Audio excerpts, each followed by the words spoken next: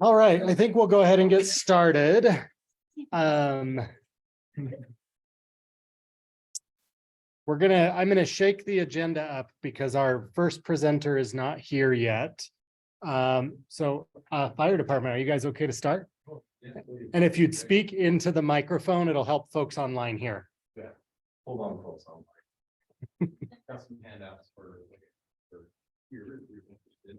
I'm just gonna let you take one down and pass them around.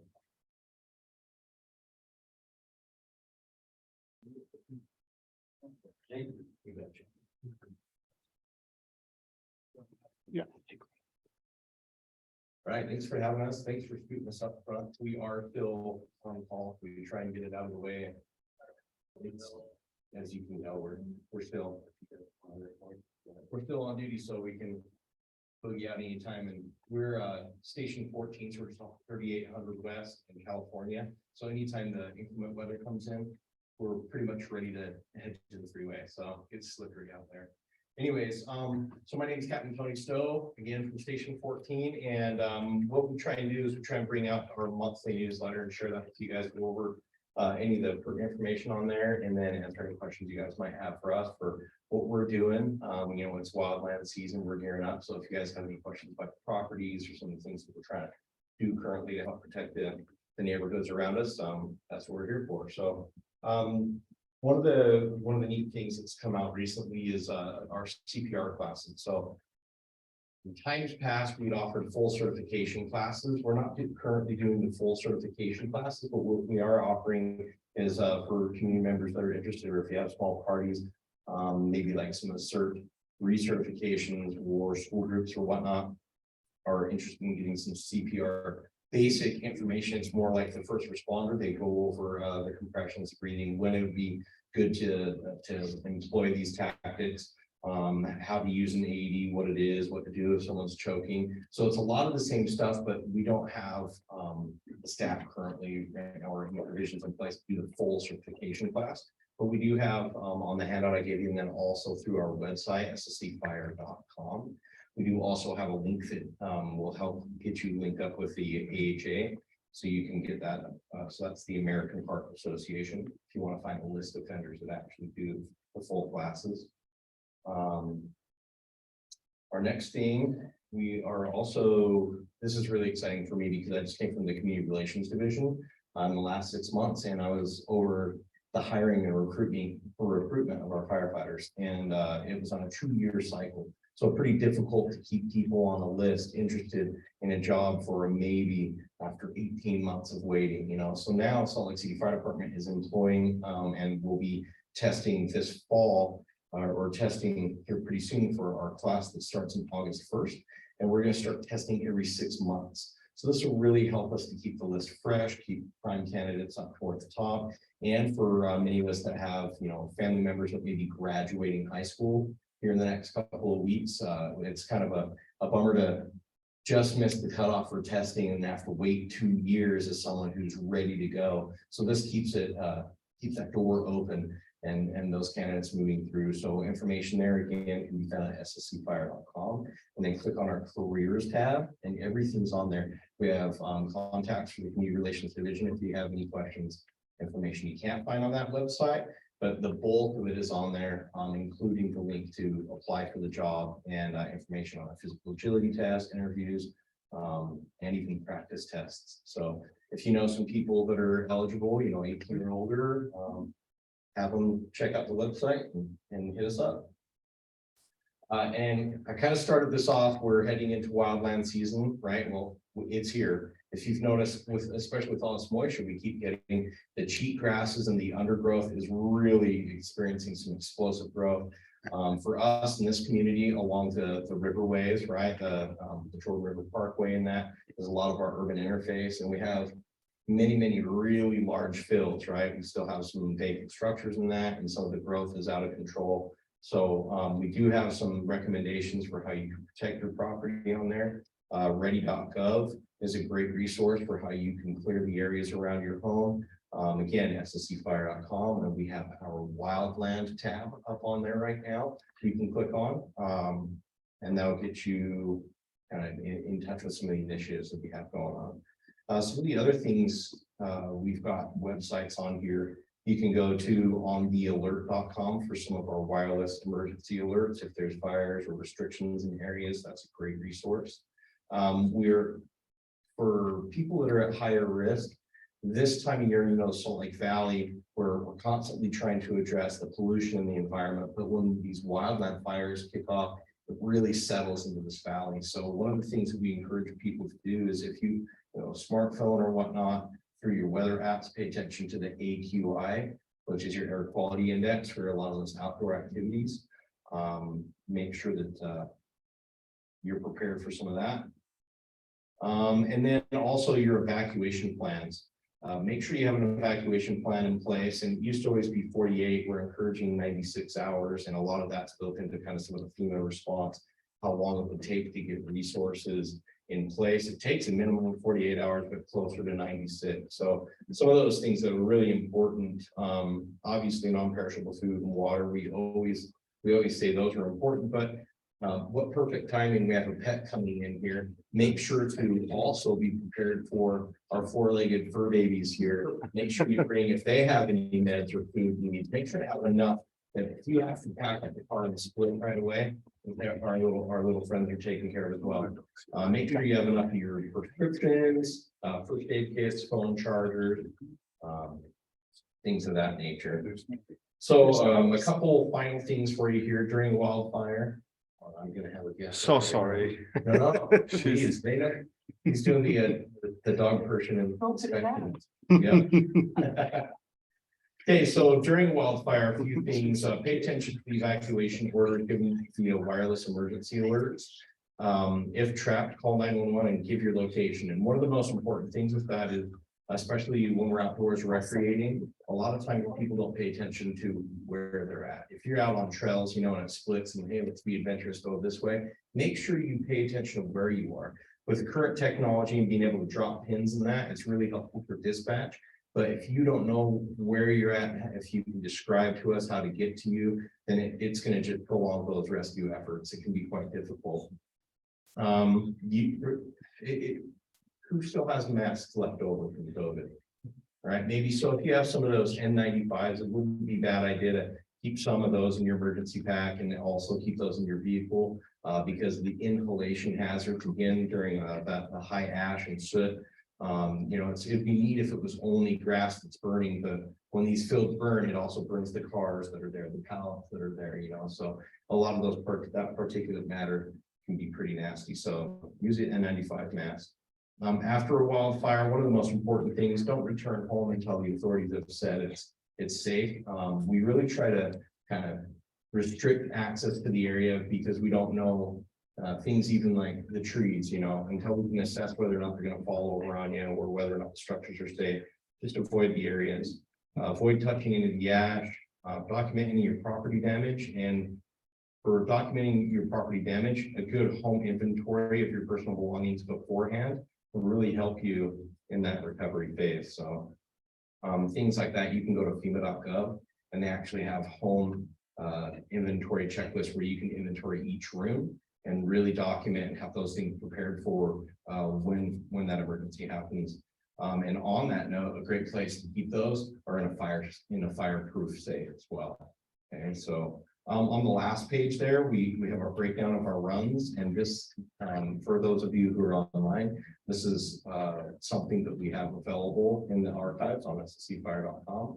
We do have our full list of monthly and cumulative, our 2023 total run numbers if you're curious or interested what your apparatus or fire apparatus are doing in your district. So can we have any questions? Yes, please. Could you tell me if there are any rules or regulations about large backyard barbecues in this region? Yeah, so right now Salt Lake City has in place a no outdoor burn ordinance. If they call in and they get permits for things, if they have permitted fire pits and that, then they're okay. But right now, standing due to the most pollution in that, they do have outdoor fire restrictions. So they're not allowed at all. Any specific information on that, if you go to SLCfire.com through our Fire Prevention Bureau link and our wildfire link, they'll have specifics on there. And if you want an assessment for any of the properties, or if you have neighbors that are doing that, you have concerns, you can request a property, an urban interface review. A fire prevention bureau individual will come out and inspect that for you. In the same segment, the updated fireworks. Yeah, we'll have a fireworks tab coming up here shortly. But if you go to the contacts, you go to slcfire.com, click on contact. We have a drop down menu, and right on there, I confirmed before I came over as well, that we do have the wildland assessment, and you could apply that there as well. The outdoor burning. Anybody else? All right, thank you all so much. Just one quick question on the rivers and runoff. Is the fire department involved in like flood prevention and emergency services for like unsheltered folks? Absolutely. So can they all hear you? Yeah. On that too? Yeah. Okay, so as far as the spring runoff and water rescue, we do actually have a swift water team that responds to a lot of those things. We've been, if you saw, we had up on, I was off on that day, so 1700 East, where we had the flood, and we turned the street into the riverway. So fire department was critical in a lot of that. So yes, we're actively working with that. We're prepared. We have many of the apparatus have personal flotation devices in that, but we are very limited on our response. So even though it's not our newsletter, this is a great time to address again with our four-legged friend here that's helping me host this tonight. One of the most important things, people still want to go recreate parks. Dogs jump in the water, birds are out there as well. One of the things that's most important to remember is don't jump in after them, because they do have four legs. They got a little bit less mass. Most often the animals are able to get out, and more often than not, we are not. So it's the waters, even though, Surplus Canal, Jordan, and that, it doesn't look like it's moving very fast. In areas it's greater than 8-10 feet deep, and it's moving a lot of water, and it carries people away really, really quickly. So be mindful of that, and it might not be the best time to be trying to recreate around water, even though it's pretty and cool, and take your photos from far back. Thank you. You bet. Thanks for being here. Thank you. Tim, do you want to go next? She was in the door. She was like, "I'm not moving. He'll just help take me." And I was like, "Okay." Representative Cosgrove. You might still. He's great. Representing us all at Capitol. Good to see you guys. Appreciate all you do. Thank you. They actually were able to pull a dog out of Purdy's Tanner Park. That dog had jumped in the river and swept away. And so they were instrumental in saving them, rescuing. So don't let the dogs out. I'm Tim Cosgrove. I'm the community liaison for mayor here in Linden Hall. You're probably familiar with Ava. She's taken on another role outside of the city. So we're in the process of hiring for her position. We hope to have that person in, hoping by the middle of June.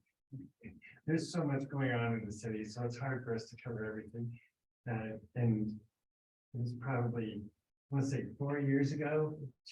I feel bad that I was here last because I used to cover this area too, before Josh Boyle came in, and then Josh covered it. So nice to be with you. Turner invited me to participate tonight, so I appreciate being here.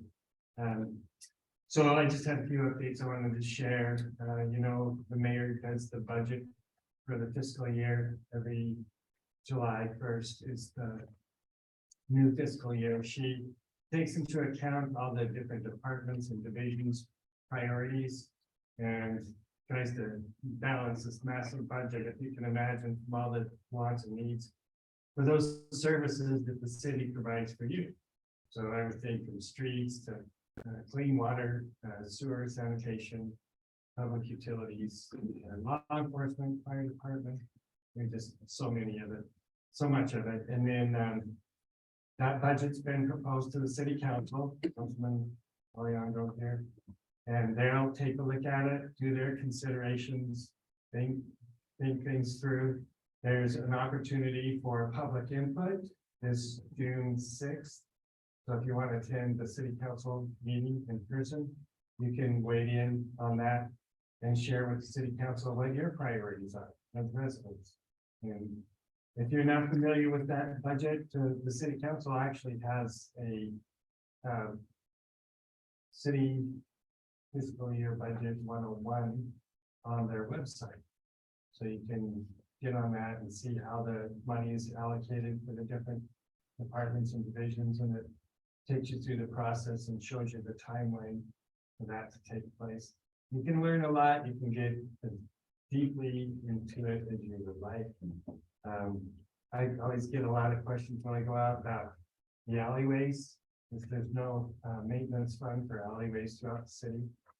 And we have a pilot project now in place that we're doing different things with different alleys throughout the city. We have 3 right now that we're going through and trying to activate that space, use it as a community asset. So even though the city owns the alleyway, using that space, so it's not quote unquote dead space, it's shared space. So we have persons like David Pacheco. He's with the Low Riders Club. He's going to do a car show with low riders in one of the alleyways. Wasatch Christian Church is going to do a block party in one of the alleyways. So it's just that kind of thing. It's a lot of creating that as a community asset. And then we'll take that to the city council, and if they like it, maybe we'll have funding to do it in the future. Wink, wink. Thanks, council member. Yeah, so take that out, consider if you want to weigh in on any of those projects with the city. Let's see, and you can also provide feedback online if you can't attend in person. Just before I left, I ran into Rachel Otto, the deputy mayor, in the hallway. She said, please, there's funding available for businesses from the city and Division of Air Quality, DEQ, online. It's over $3,000 if you have a business to change your gas-powered lawnmowers, leaf blowers for electric. And that's available, and there's not a lot of people businesses are taking advantage of that right now. What I've learned is, and shared with me, that taking out one lawnmower is the equivalent of a car driving 727 miles. Imagine that amount of particulates going into the air just from one gas-powered lawnmower. So those things matter. They make a difference, especially during our summertime inversions. We're trying to keep those conversions down, and just like we heard from Fire talking about the air quality. So you can apply to that online. Love Your Block. There's a community event this Saturday on the Jordan River. If you want to join up and meet with them. I think they're also doing a drawing for a bike, but they're meeting at 1060 South 900 West. Saturday from 10 a.m. Want to go and do a ride along with Love Your Block. Public Lands will be out there, and the Jordan River Mission members. That's this Saturday. This Saturday, yeah, May 20th. Okay. And I'll set this out here. And I have digital copies of that flyer that we'll also post on our website as well. Awesome. And then they also wanted me to remind, there's a mini grant application available that's open for Love Your Block. So it's some of our team will come out and work with you in your community to do community projects. They're volunteer led, they're community driven. You're the boss, you're in charge, and they work with you in your community to help put that together. And I think the grant's up to $1,000. It's a mini grant, but that's open. That grant opportunity is open till next Friday, May 26th. So there's a lot of cool opportunities there. Don't forget the Living Traditions Festival is this weekend, downtown on 4th South, between that's on 2nd East. There's also a linear park that we that we're doing, are you talking about that, Kyle? Okay, Not part of the presentation. okay, I won't steal your thunder, you talk about it, man. I get too excited about those kind of things. So it's a demonstration project. And the demonstration project, it's kind of exciting. It's a park in the middle of the street. Downtown. Wow, how would that be? And then has a green loop that you can ride for 5 miles. From beginning to end through downtown. And make it more bike friendly and user friendly, pedestrian friendly, and then stop at the linear park and have food and drinks afterwards. So they have bands playing on Saturdays from 7 to 10. And Wednesdays from 5 to 7. And Wednesdays from 5 to 7. I actually just came from there. I was downtown community council held their community council meeting at the park. In the park. So, it's cool. Yeah, in the Living Traditions Festival, if you've never been, please go experience it. So many cultures, such good food. There's all sorts of arts and crafts and dancing.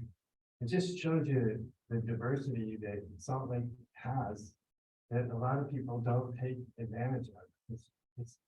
It's like tasting the world. It's like traveling the world. You can go out to all these different. They'll have stages and performances. And that's this weekend, Friday, Saturday, Sunday. Don't forget about our feedback community page. If you go to the Salt Lake City website and put in feedback community, all of those surveys, so we take your input, very valuable. It's invaluable. So it's an opportunity for you to weigh in on all the surveys for the projects that the city has going on. I was participating with Public Lands and Parks this last Saturday. They're doing one for Richmond and Topher Park right now. You know, we had the general obligation bond that passed last November that you, the constituents, voted for empowered funding for our public lands and parks. So now you get to weigh in on what it is you would like to see. In that particular park at Richmond, they get 500,000 and Topher gets 500,000. They're looking at a few different things that the community would like, and just a really good opportunity. I know that oh now I'm gonna lady's name just to say winner, but we'll be coming out to work on Glendale. And who else is over that? You remember? I know Ronnie's part of it too, but participate on that online survey for any of those that captures your interest, and you can weigh in on the demonstration part as well downtown. And then last but not least, Josh Roboyo will be doing a community office hour here next Wednesday, the 24th. So he'll be here at Glendale Library from 4:30 to 6:30. It's just an opportunity to come in and talk to the mayor. We represent her, trying to get out into the community. So we're not just sitting back at City Hall, waiting for somebody to call, waiting for somebody to come in. We go out into the community. So it's a very proactive approach to make ourselves vulnerable and listen and hear what it is you have to say, what it is you want to share. And we take that back, write about a weekly report and share that with her, so she's in touch and knows all the things that's going on throughout the community. Any questions? Thanks for having me. Yeah, thanks for being here. We'll move on to Councilmember Puy. Thank you for having me. Thank you for, accepting my friend here. She was not allowing me to leave the house without taking her. So I guess she's forcing me to leave her. So I take her for a walk after this, even with this weather. If she wants to go out, I mean, I don't blame her. I've been in meetings all day long. So she wants to walk. So I want to give you a quick update on few things, budget, the discussions are starting. The administration and the process is administration, each department comes and presents each individual pieces of the budget, and it takes hours, literally hours. I mean, we are in an extra meeting on the week. So we're gonna have some Tuesdays and Thursdays meetings, and then we're adding more hours to those meetings. So we're thinking about that the meetings are gonna last 9 hours or so. I should bring her in, so she can do the same. So there is a lot of discussion and talks about, asking questions about what the mayor administration is recommending for each piece of the budget. And as you might imagine, the budget is gigantic. From the airport to all the public utilities services to all the other funds to the city's budget itself, we're talking about $1.5 billion. I mean, that's a lot of money to go and go through. And fortunately, there's a lot of smart people that go through it before us. The council staff has literally some of the most brilliant people I ever met in my entire life. I mean, they can cite things from years ago and find pages and from their memories. So it's incredible. So this is my second budget that I'm going through. The first one was a good one for me because I was able to insert something for the district that I was happy. And now I have way more experience. So I'm excited to use that to move the needle a little more for priorities that the district is telling me. But I just wanted to mention a few things before I go into the budget a little more. But facade grant is a grant that the city allocates for the West Side neighborhood. So if you know of any business, any size, that is within the boundaries of this grant, which is mostly this district, but it expanded to District 1 and Rose Park a little more, can apply for this grant to remodel their facades, which helps the community, it makes it look better, it helps the business, and it improves our community. So if you know any business, please let them know.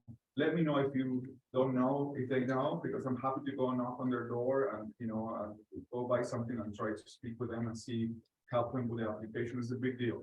They increased the amount this year to $50,000. $50,000, which with inflation might be 2 windows, but in any case, I think it's still a good thing. We need to use that fund to keep it in the district. If the funds are not allocated, they are not spent. So we want those things to happen. I love your blog. They extended the deadline, mini grants.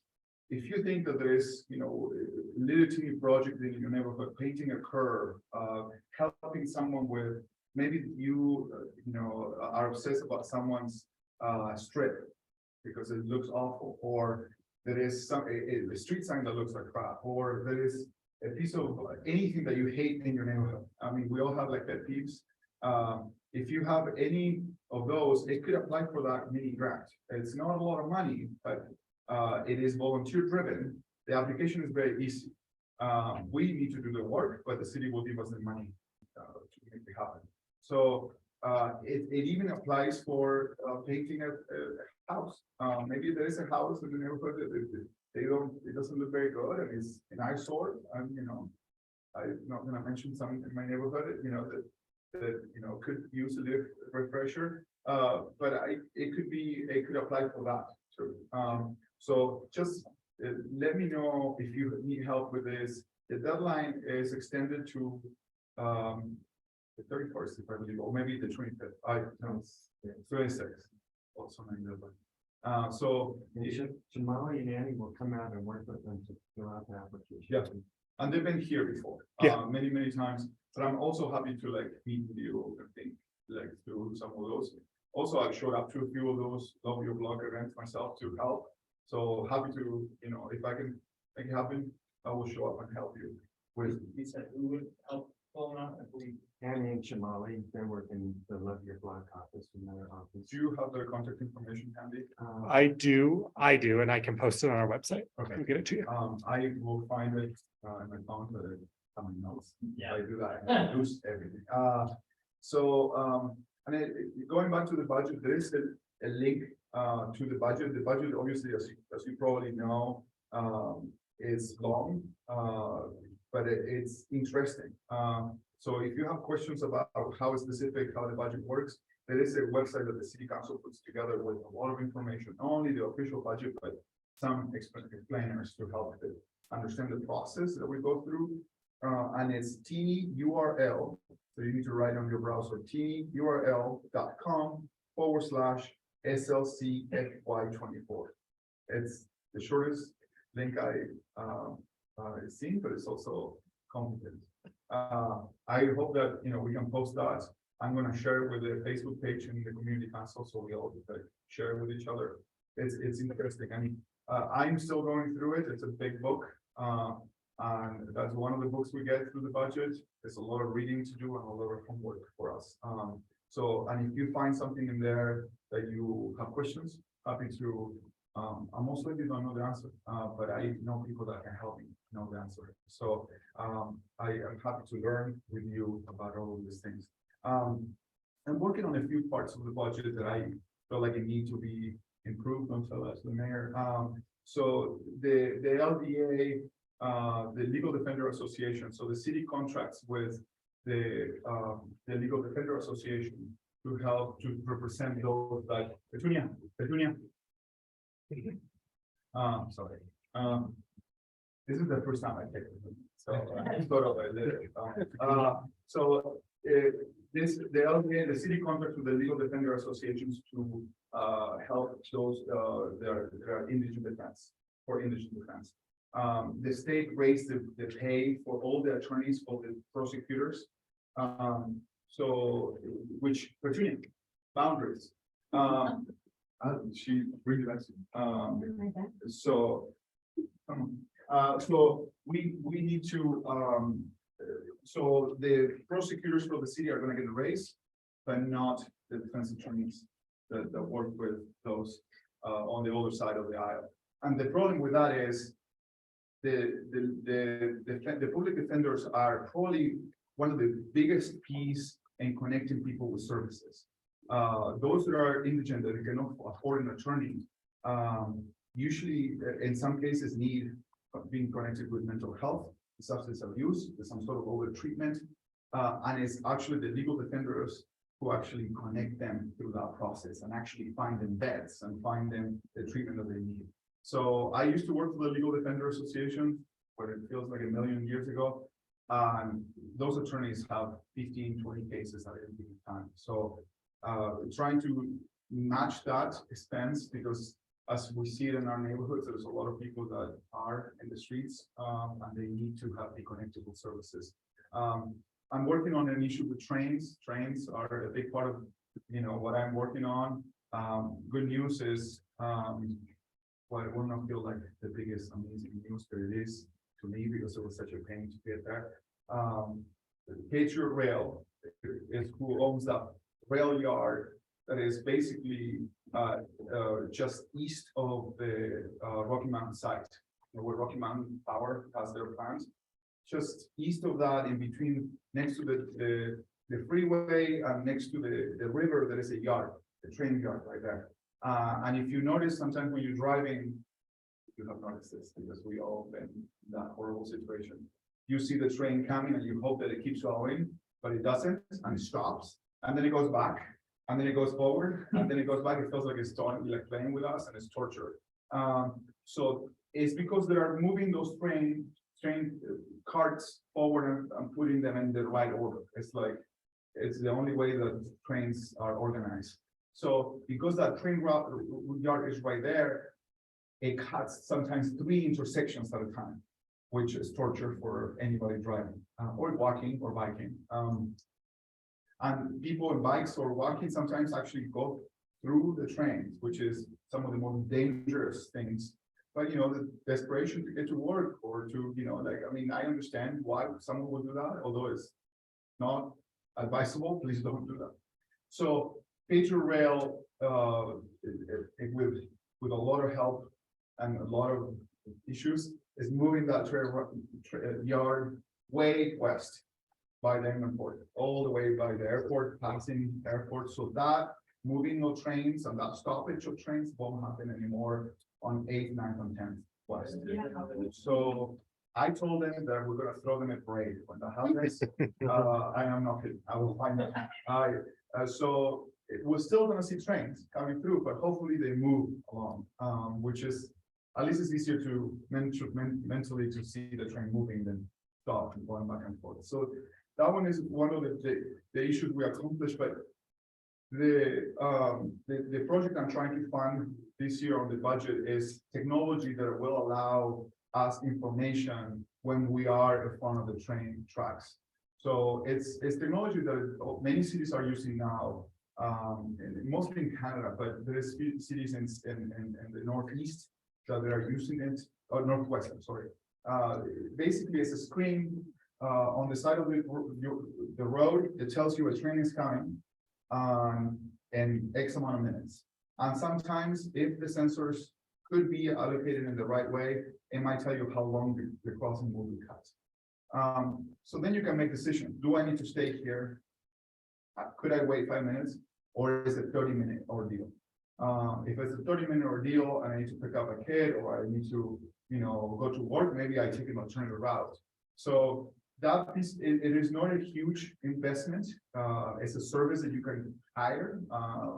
And I'm trying to fit it in on the budget. Hopefully we can get it funded this year. It is, I think it will be a game changer. I was stuck on the train, who is not, stuck on the train on Saturday. And I usually, unfortunately, I have not a lot of patience. And I was there, I was hoping that it was going to end. It took me 30 minutes and I ended up giving up after 30 minutes. 30 minutes is a long time, and I wish I knew that. Are you talking about the one on 17 South? Yes, that's what it was. I was off Costco, and I saw my life go in front of my eyes. So I'm trying to fit that in there is a few other projects working on security for the Washington Square, some additional funding for technology to help police, the police interaction with those that call the police. So if you call the police, other jurisdictions are using this technology. It makes sense that we are also. If you call the police for even a non-emergency issue, automatically you will get a text message saying this is your report number. And when a police officer is dispatched, you get a text message saying an officer has been dispatched.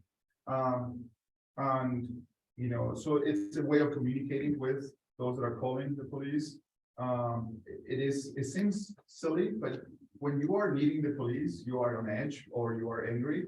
So even if you moved on, you left the place, you want to know what happened. And sometimes in our mind, we think that nothing happened. But the police officers are working very, very hard. So it will be nice for us to know, and I think that is a little bit of it's a piece of information that will help us a lot.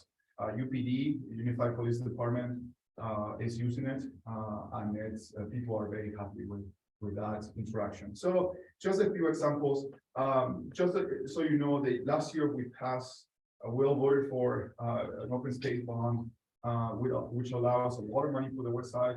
I'm not going to tell the east side neighborhoods, but most of the money is coming to this district on the west side. So a big chunk of that is so it was a big deal. That's where I was so happy when this was happening, and it allows us to allocate a little money to some specific parts beyond the big expenditures. The big expenditures are on the contract. When you pass a bond, you're basically telling the voters these are the things that we're spending, and it's almost like a contract with the voter, right? Like we need to spend the money as it is said on the bill that you voted on. But there was a piece in that bond that allowed the council members, all of 7 of us, to pick a few specific areas, a few specific parts for funding, for additional funding. In this case, we picked Madsen Park because it's been, if you know what Madsen Park is and it's next to the yard, it's close to North Temple. It's been a focus of a lot of issues in there. The community is very interested in putting some investment in there. I additionally added the Peace Labyrinth, for additional money. And if we can get, if we can squeeze the dollars a little more, hopefully we can get a little additional money for the International Peace Gardens.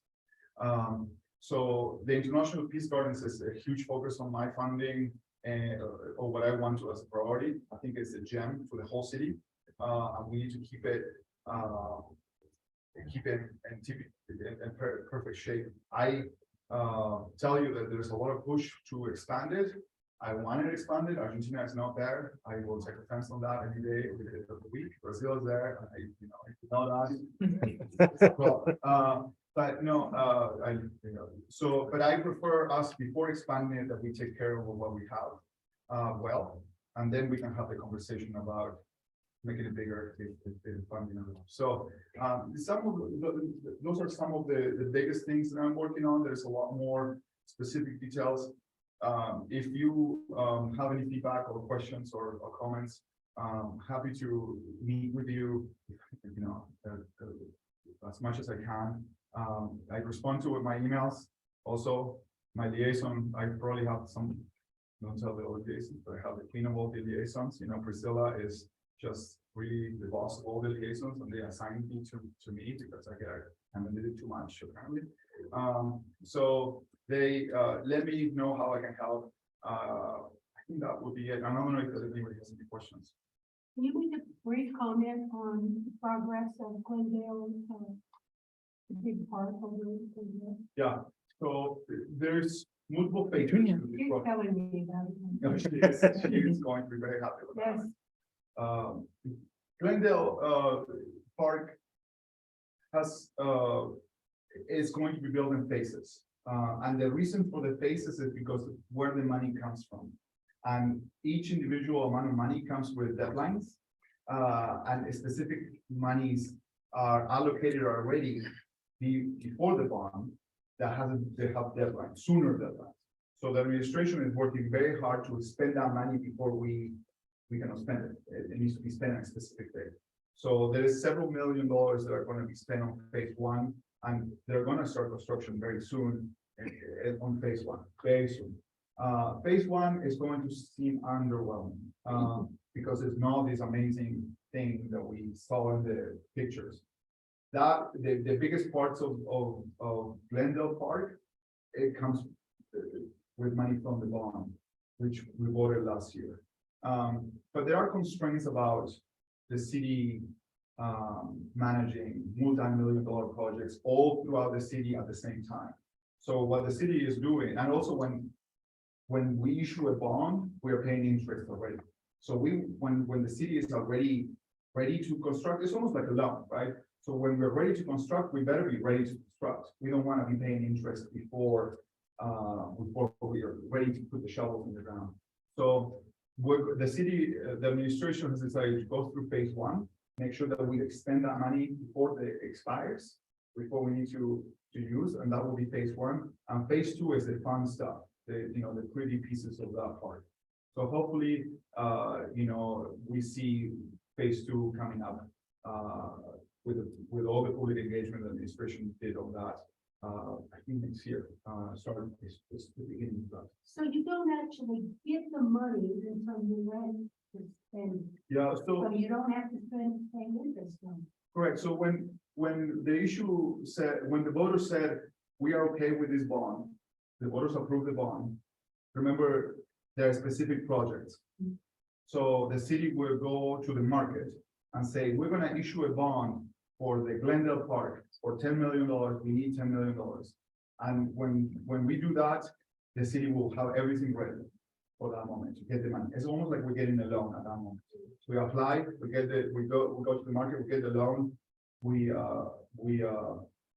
get the money, and then we pay the contractor to buy the materials and do everything else. So we don't want to have the money sitting on a bank account paying interest on that, which adds up to a lot of money, right? But it's going through a normal process. As far as I know, there is no delays on how is it going. It costs a lot of money to remove raging waters from there. It's still pieces of it left, concrete and things that are going to take quite a bit of money left. But as far as I know, everything is on the timeline. But it's gonna take a couple years. Building a park of this size and this quality is gonna take a little while.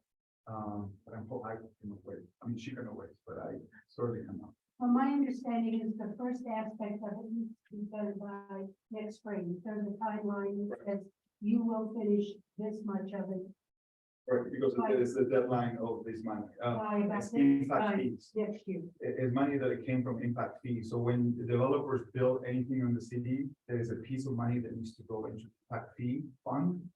And the state has a specific rules of what we can do with that money. That money, if we don't use it on a given timeline, we need to return it to the developer. And we certainly don't want to do it. We want to for sure spend it. The developers are doing fine. Thank you for your comments. Yes, okay. Any questions? I don't know if you want to. There's also some federal funding that's available that we're using.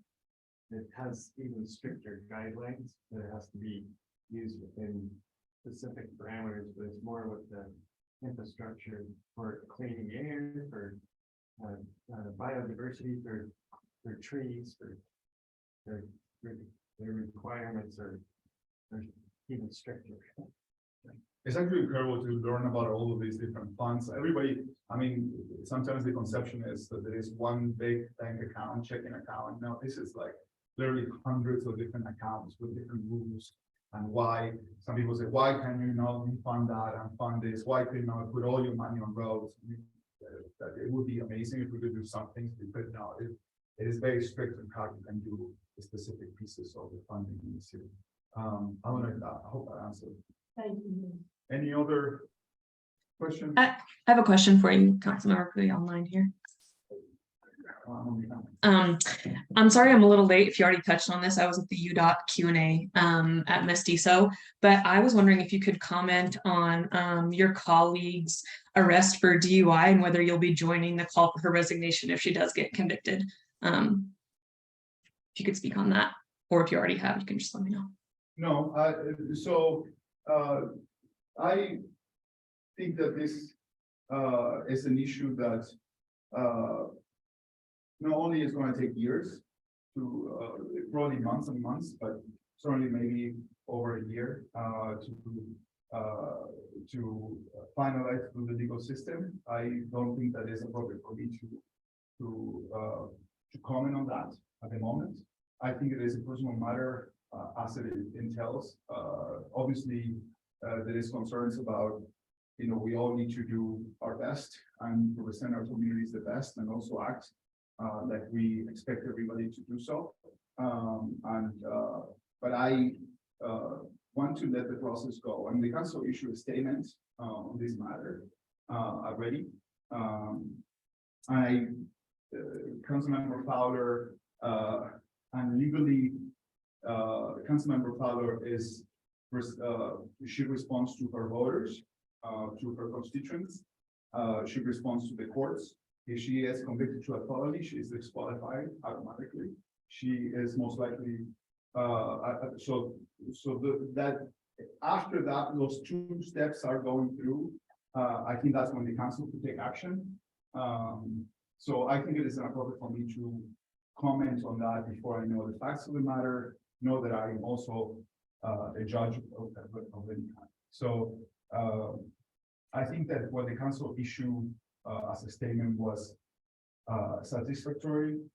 Councilmember Powell decided to resign from her leadership at the redevelopment agency vice chairmanship. She was my vice chair. I'm the chair of the redevelopment agency, and she's also taking some time to work on this personal matter. So yeah.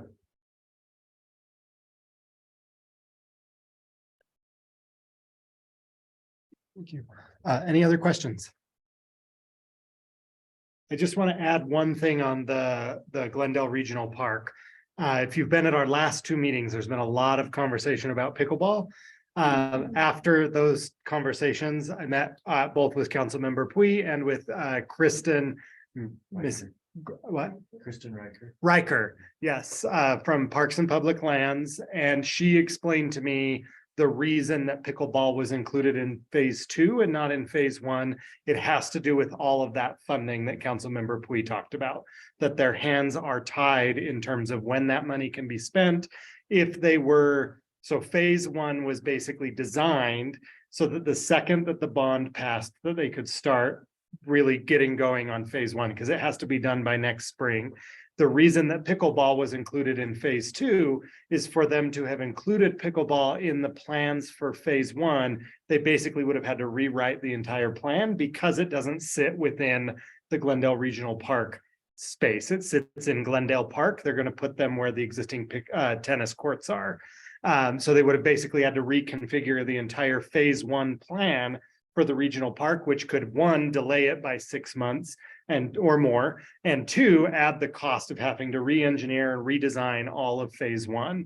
And so as much as we all want pickleball to happen right now, it sounds like it is not possible for it to be in phase 1, and it will end up in phase 2.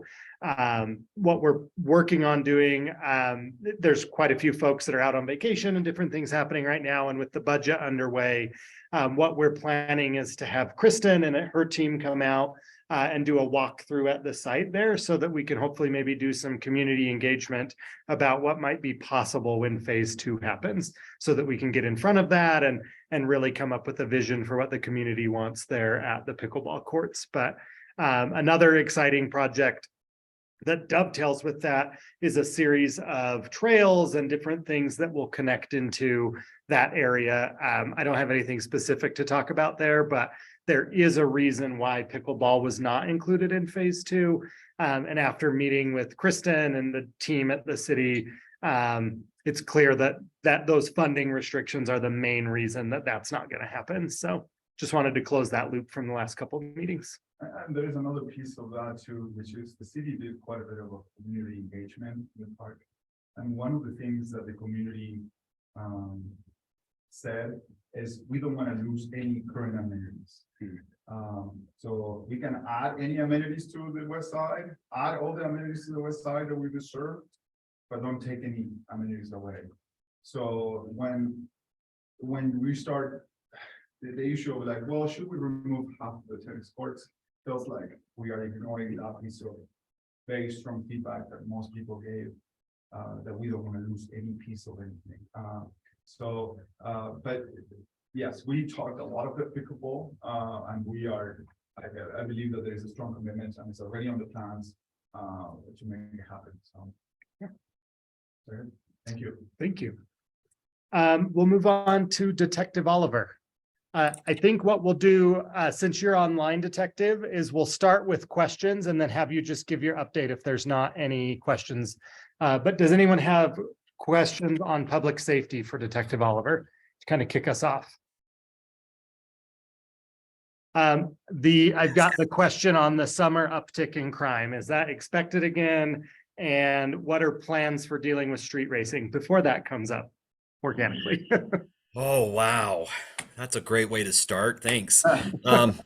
Yeah, so we usually do see an uptick in crime as it does get warmer. And unfortunately or fortunately, we had a long winter.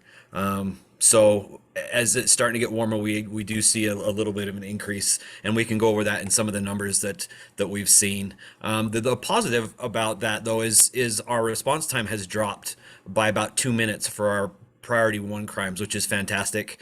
We want to maintain it below the 10 minutes. 10 minutes still seems like a really long time for a priority 1 crime. You just have to, that represents from the time the 911 call is taken until the officer actually arrives in the call. So there is a little bit of an odd way of calculating that, but it was good to see that we do have those coming down. As far as the street racers, the industrial area has always been a really hot spot for speed racing. We've able to maintain it for the last couple of years by placing some construction plates down on the roads where the street racers have been congregating. And it's not, I hate to say it's just the street racers, but it's the crimes that also occur with the street racing. We've had several shots fired calls out there. We've had a death because of someone pulled out in front of the street racing. So there's just a lot of crime that occurs in there as well. So we haven't been funded yet for our plates. I'm hoping to get those down soon. I just have to wait for the okay through accounting in order to do that. I do go out every weekend and try and maintain control, or basically herding cats is what it is. There's literally hundreds of cars out there every weekend that will go out and try and street race. So you chase them from one location, they go to another location. So last weekend we were lucky enough to have Highway Patrol out with us, and that was able to maintain some civility. So yeah, any other questions on those? Those are two good questions right off the bat. I don't see any, if you just want to give your update. Sure. The good thing, like I said, the response times are going down, and sorry, I'm just going to look at my computer over here.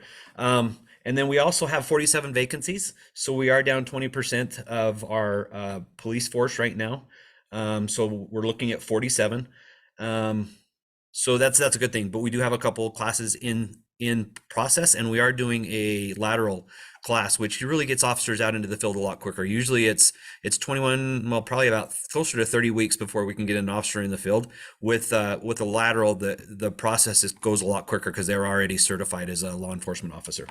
So and then if we look at our comp stat report for District 2 for this, I think this was up until the 14th, so 3 days ago. For the year to date, unfortunately, we're up 1 in homicides in District 2. We normally average 1 homicide year to date, but we are at 2 right now in our district.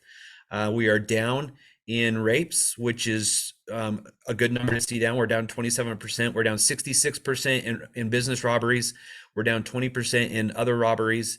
And we are down actually in DVs, which is super rare. So it's good to see we're down 12% in aggravated domestic violence cases.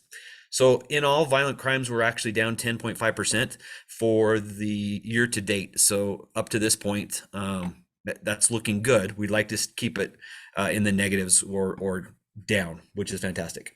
As far as property crimes, we're also down 23% in District 2 in property crimes. We normally average about 821 property crimes up to this time each year, and we're at 627. So that's a great decrease in numbers as well. So we can just hope and cross our fingers we'll continue to see that, and we won't see that spike.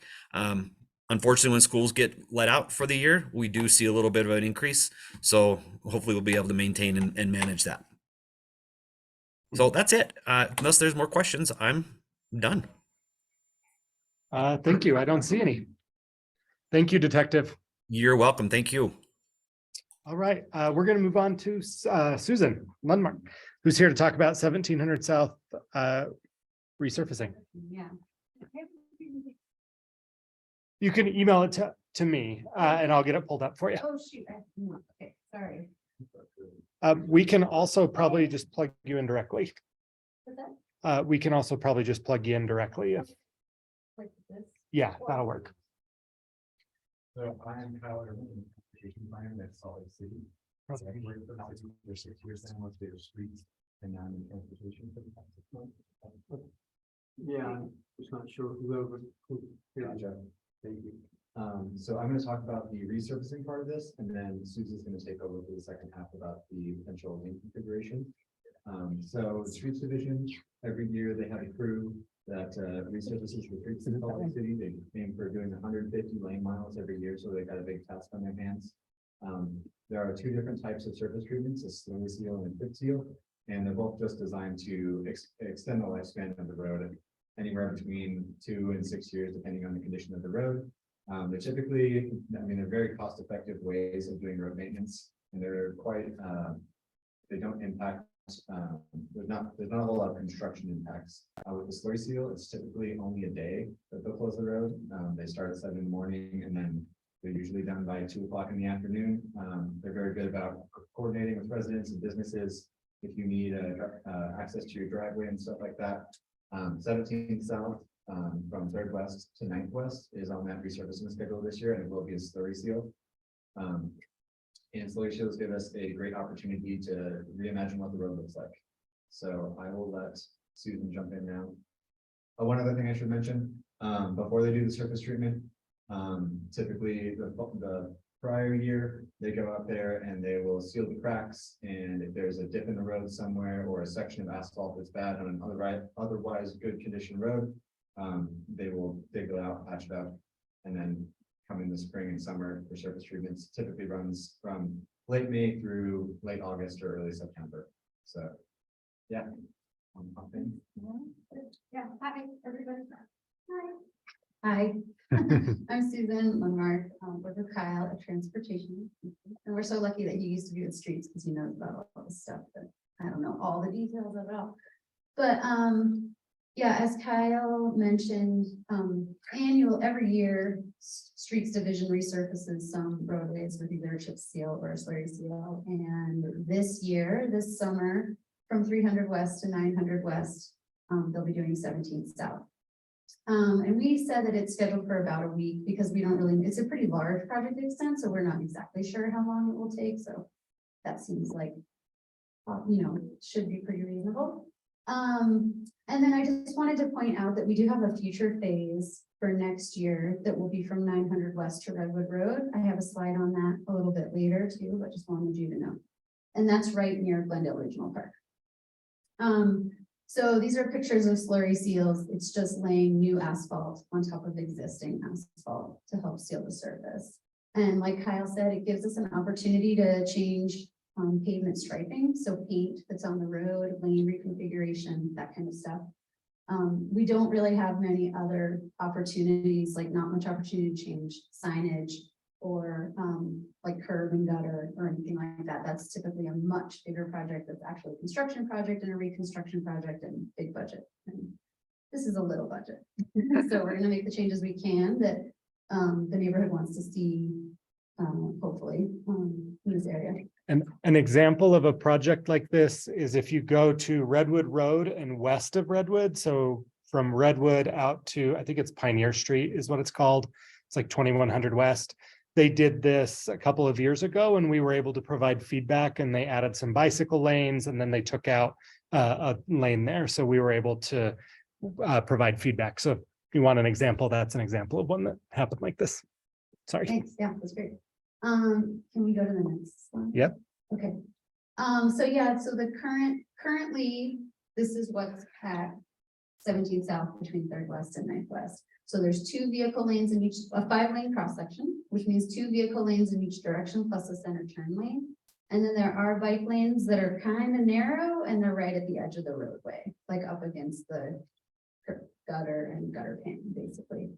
And so we just have some images of that on the bottom. And then next shows, so the top image shows the existing and the bottom one shows what we have planned. The bottom one, it's pretty conceptual with like all the paint markings and stuff.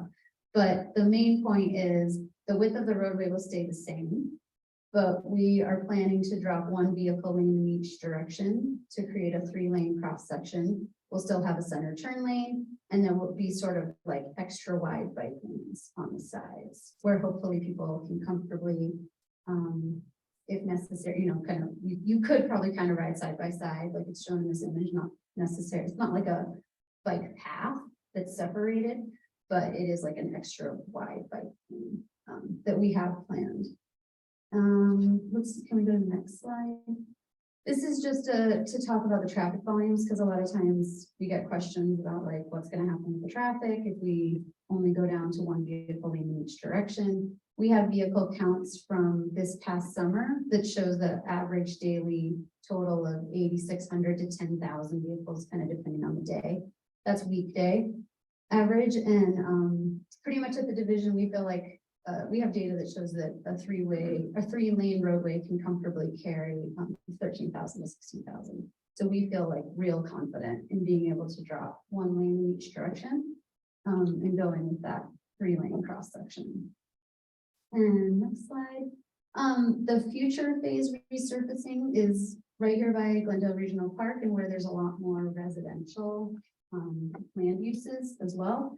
So we're going to be asking for input on that.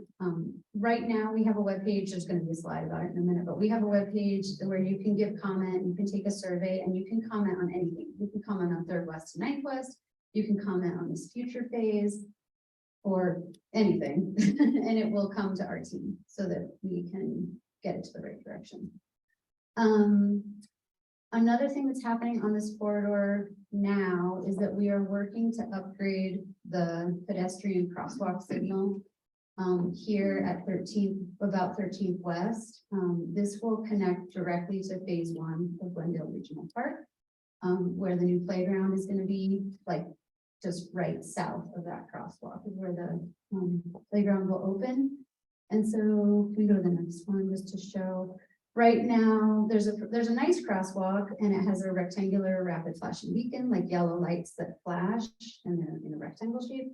But we would like, given feedback that came to the parks team and to me when I did some outreach along with the parks team, it seems like that signal isn't really enough to help people feel comfortable crossing that roadway. We got requests for tunnel and a bridge. Multiple requests for tunnels and bridges, which is not really feasible on a roadway like this.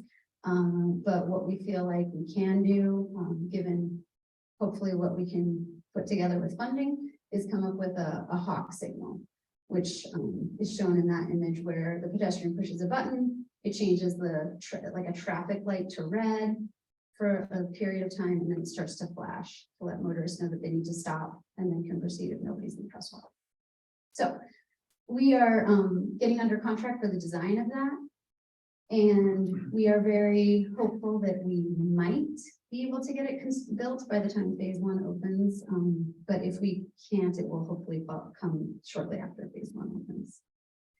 And then looking even farther out, just to put this on the radar, there is a future need to rebuild the bridges that go over the Jordan River and the Surplus Canal.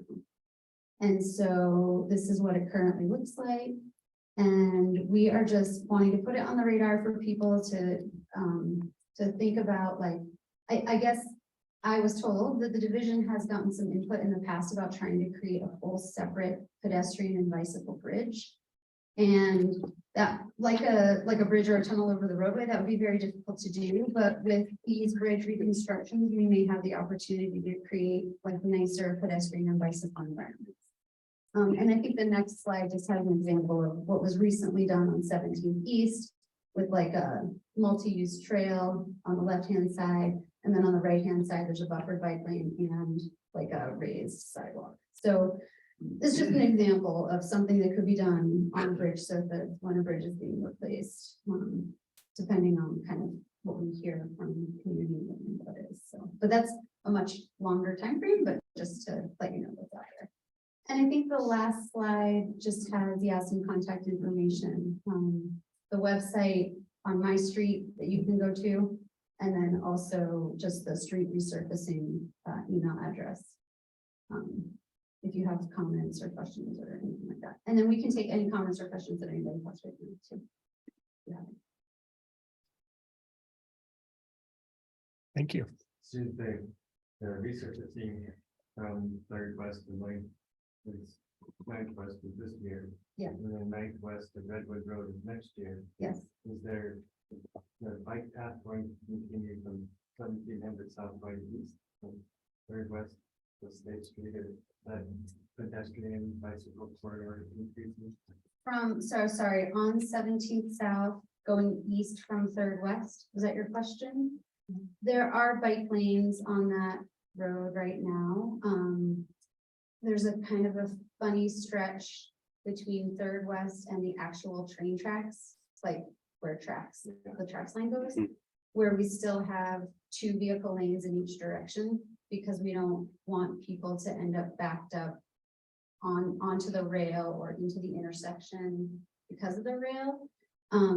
But east of the rail, we've already done what is being proposed here, where it's 1 vehicle lane in each direction and a bike lane at the edge. So They'll be similar. Yeah, it will be more. And actually, what I was showing before is that you can bike that corridor right now. There's bike lanes out there. You can bike it now. It's just not very pleasant. Yep. I mean, in my opinion, Like like, last weekend, there's a lot of, road debris in the gutter that's spilled into the bike lane, and it's just, it feels like you're riding in the gutter. yeah, Well, that's- So- yeah, it will be resurfaced, and then also the bike lanes will be much wider. So it will be more similar to what's east of the train tracks right now. So, yeah, hopefully it will be better. So then, yeah, that next phase from Northwest to Redwood Road, the Ped Bike Master Plan does call for protected or buffered bike lanes out there, and which is kind of specific, but we don't have protected or buffered bike lanes right now. So when we do the resurfacing, we would like to implement the Ped Bike Master Plan. Especially if like there's community support for making those changes at that time. Yeah. So What is it that you use to buffer between the cars and the pedestrian? it's pretty much just paint right now, like that's what a buffered bike lane typically is, if it's not protected in some way. That you can have a bike lane that's parking protected, like on 3rd East. So there isn't like a physical curb. 3rd South has like physical curbs between, it's parking protected and it has like protected curbs. But there's other streets in our network where the bike lanes are protected by parked cars, but not like a physical barrier, otherwise just paint. Or something vertical like lawn or bollard, yeah. And there was a thing that said, potential ballot or. Yeah. That Mhm. something that we just needed feedback. Yeah, and also budget related, like we have to see what we can afford. But yeah, that's on the table, especially, well, really anywhere on the corridor, but yeah, whatever we can do to like add some extra protection, we would love to be able to do. But yeah, So if someone has feedback about the plans that you just presented, would they send it to the email address? yeah, Was it street resurfacing at? If you go to that website, you'll see it right at the top. There's a survey link and then also the email address that you can send us any questions. Okay, it's great. Could you tell me what that was again? Because I have somebody who's very, very interested, and I think it went by too fast and didn't quite get it. I'll pull that back up. I can send it to you if you want to send it out. That would be great. And then I'll get it on our We'll just website. send the slides, is that okay? Yeah, that would be perfect. Yeah.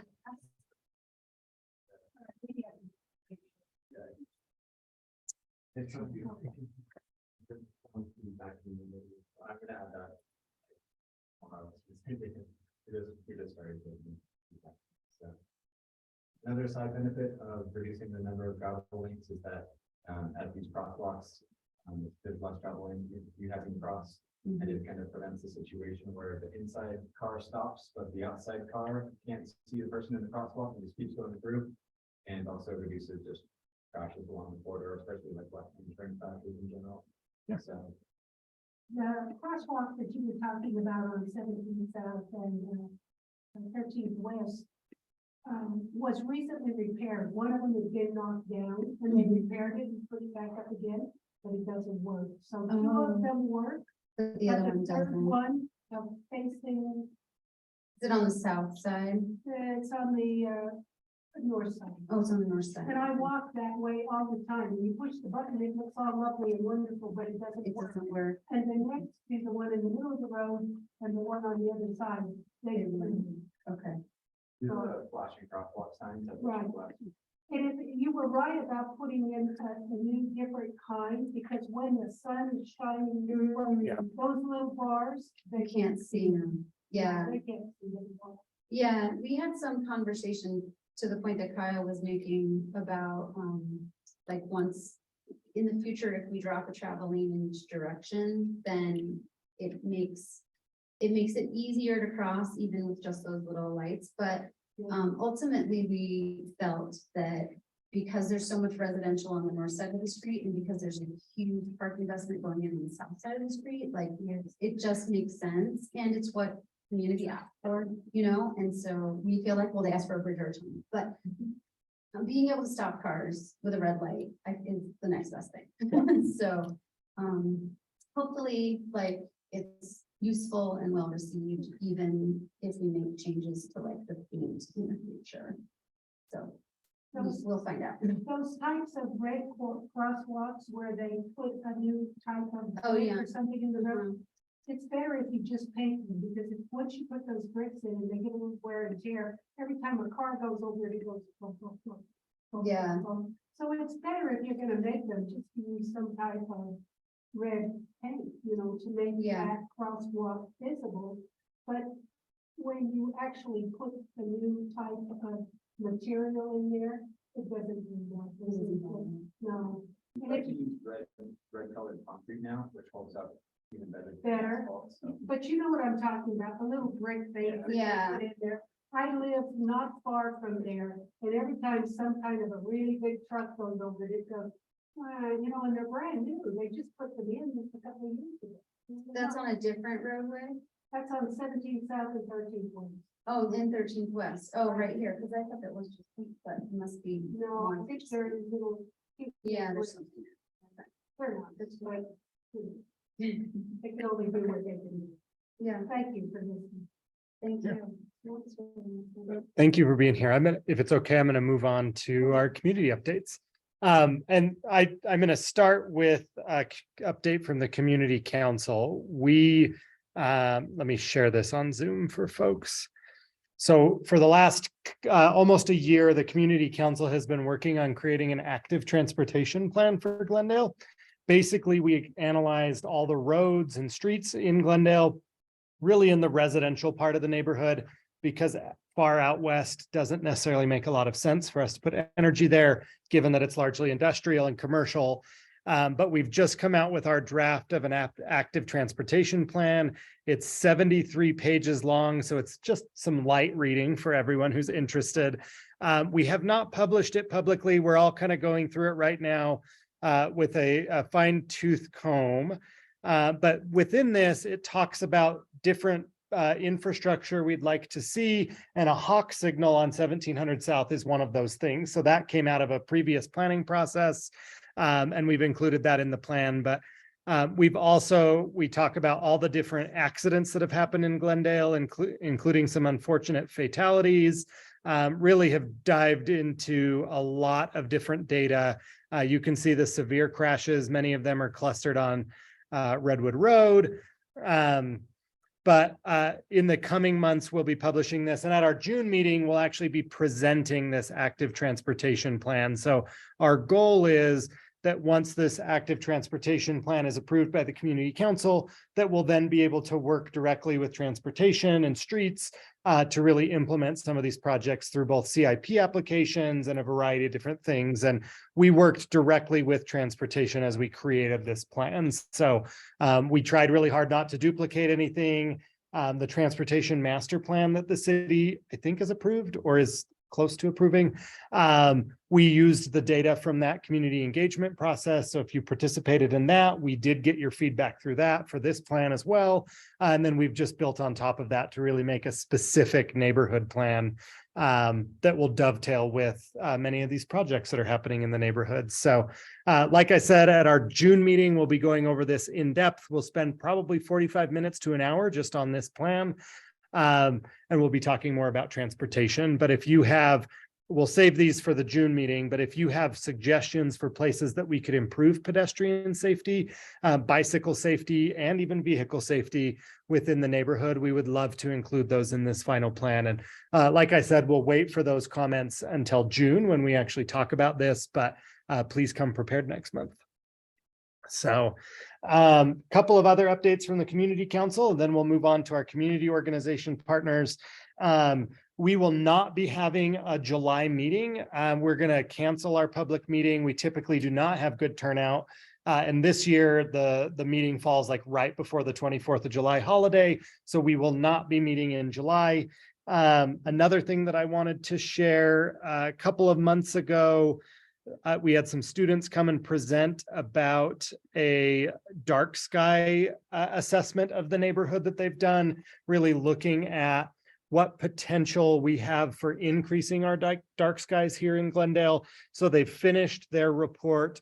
We will be publishing it on our website. I'm not going to dive into that. We'll kind of leave it for you all to review from our website, but they have finished that. And then our board will be looking at this and same thing, taking CIP applications and a variety of different ways to hopefully improve the dark sky certification in our neighborhood, particularly in our parks and public spaces. We think there's an opportunity there to really make these spaces both well lit and also dark sky compliant by adding things like hoods, different things to the lighting as we move forward. So wanted to share that. We'll get this put up on our website. Another couple of things to ask for community feedback on. We have a public art survey right now. We're also working on a public artwork plan for the neighborhood. So basically identifying locations and ideas that the neighborhood has for public art. So if you have ideas and a vision for where you'd like to see more public art in our neighborhood, please complete that survey. We're going to close that on Friday, the 19th. So please respond. The link was sent out in our monthly newsletter, and it's also available on our website, which is glendaleslc.org.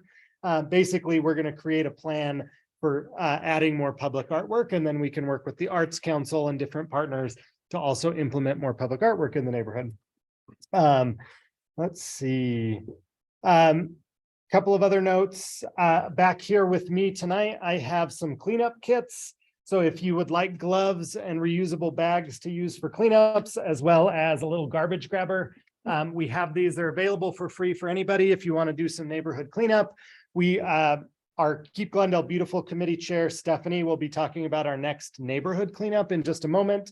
But we also want to provide these if you would like to do your own neighborhood cleanup on your own time. We also have 2 open board seats right now on the community council board. So if you're interested in joining the board, please reach out to me or any other member of the council board. And then in August, Stephanie, who's our Keep Glendale Beautiful chair, will be stepping down. She got into a new PhD program. We're very excited for her, but she'll be stepping down. And so we'll be looking for someone to help lead our community cleanups. And then the last thing, we've talked a lot over the last couple of months about some traffic calming murals that we're doing in the neighborhood. So we've planned 3 of them. If Mother Nature would cooperate with us and give us a nice, consistent week-long dry week, we would get those done, but we haven't had a chance to do them. We're waiting for some consistently dry conditions so that we can do that. But we are adding 3 Jordan, I didn't bring the artwork and I should have, but 3 Jordan River themed, basically they look like large crosswalks. They're basically a double crosswalk that look like the Jordan River, that tie in with the Jordan River. So we're doing one out in front of Dual Immersion Academy, between Dual Immersion Academy and the LDS Church across the street, one out in front of Parkview Elementary, and then one on 800 West. Basically the idea, adding more public artwork, hopefully that will get folks to slow down organically. Now that we're going to be approving our active transportation plan, another thing that we have planned, we've found a national funder that issues very large grants for public artwork designed to slow traffic and to calm traffic. We'll be applying for one of those. And so we're hoping to apply for between 50 and 75,000 to do a whole bunch of public artwork in different areas of the neighborhood, hopefully on the street. As well as other artwork, maybe murals, different things like that. So that will tie in with both the active transportation plan and the public artwork plan that we're going to be approving later this year. That is it for me. Stephanie, do you want to talk about the Keep Glendale Beautiful cleanup? Yes, I would. Thanks, Turner. So we're aiming to do the last week of the month every month, and this month, since we have Memorial Day that very last weekend, we're going to bump it up slightly, so it'll be this Saturday, the 20th. Where are you guys here? At 10:30 a.m. And I have a map to show you where we're going to go, and I can either share my own screen or I just emailed it to the board. So if there's someone doing tech, maybe they could put it up. But we're just going to meet at 13. Where did my map go? Basically just off of California Avenue on 1100 West. There's a little street with a dead end there that connects right with the Jordan River. So we'll meet on that street, go down the Jordan River Parkway, past the Peace Labyrinth, and then zigzag through the streets a little bit west of that back to our starting area. So Turner mentioned those kits. If you pick one up, you don't have to pick one up to do this, but you can join our mailing list and get specific updates on when our cleanups are happening. And I hope to see you Saturday.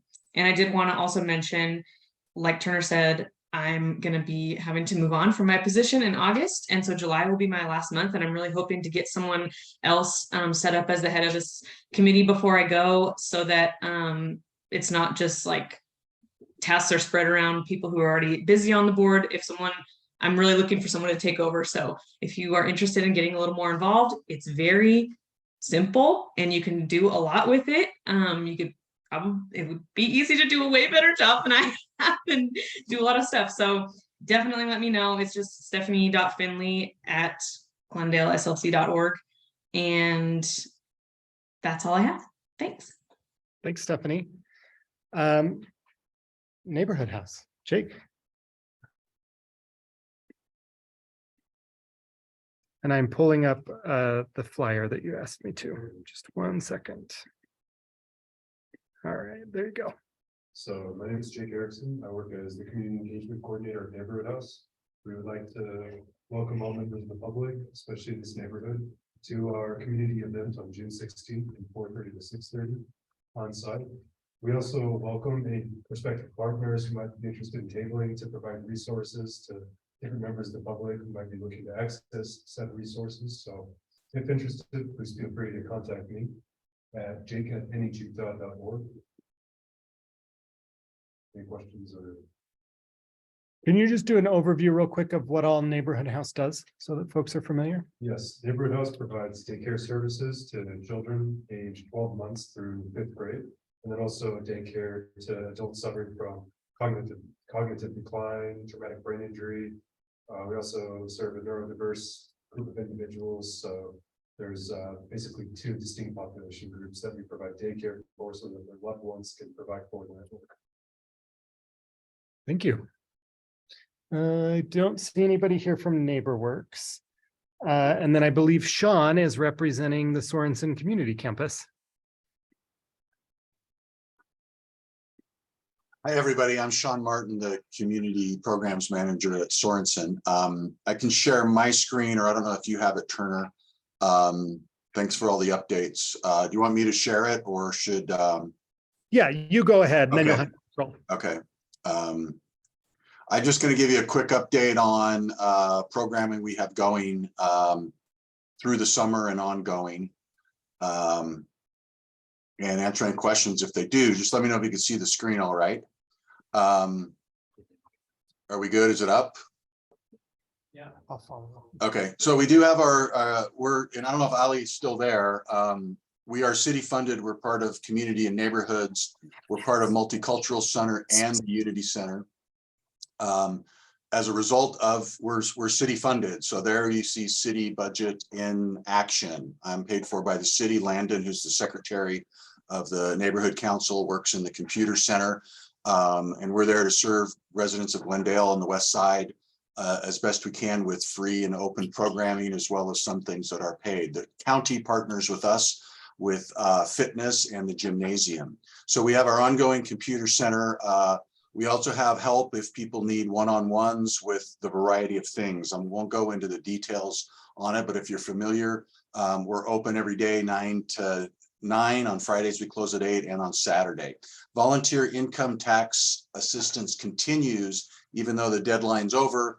We've got Tuesday and Thursday, 1 to 3:30 p.m. Tax Help Utah does that. You can make an appointment online or call, and they'll be happy to meet with you and file returns or answer questions for you. This is, we're on the corner of California and 9th West.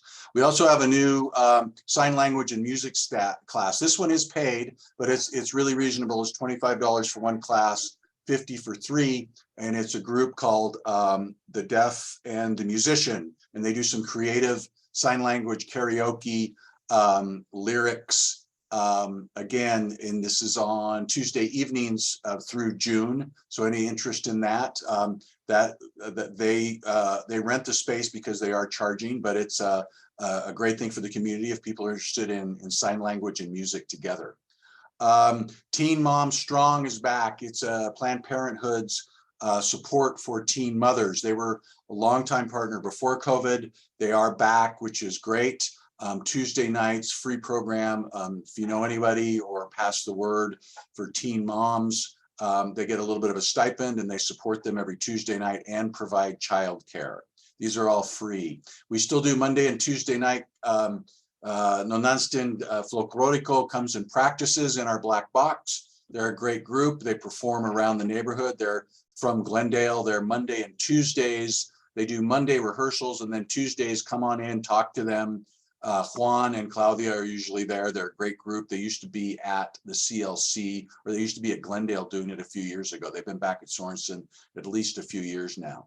IRC is back doing citizenship classes every Thursday, free. Drop on in wherever level if you know people needing citizenship information, taking the test, getting additional. It's an open enrollment where you can come in. Again, no charge for this. Thursdays, 6:30 to 8:30.